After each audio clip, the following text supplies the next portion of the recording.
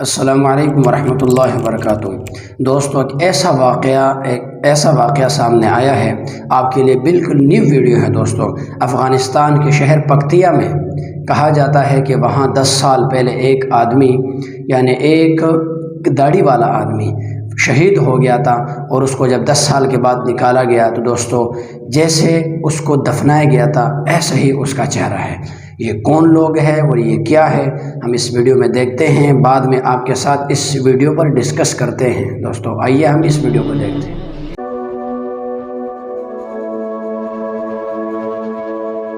اللهم رحمتك أرجو فلا تكلني إلى نفسي طرفة عيني وأصلح لي شأني۔ دیکھا ہوگا کہ 10 سال بعد بھی مردے کو یعنی شہید کو نکالا گیا تو ویسا کہ ویسا ہے جیسے اس کو دفنایا گیا تھا۔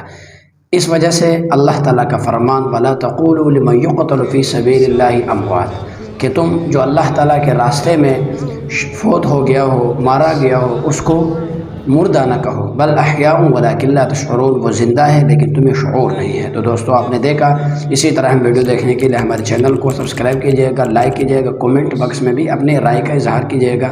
والسلام، اگلی ویڈیو میں آپ سے ملتے ہیں۔ اللهم رحمتك أرجو فلا تكلني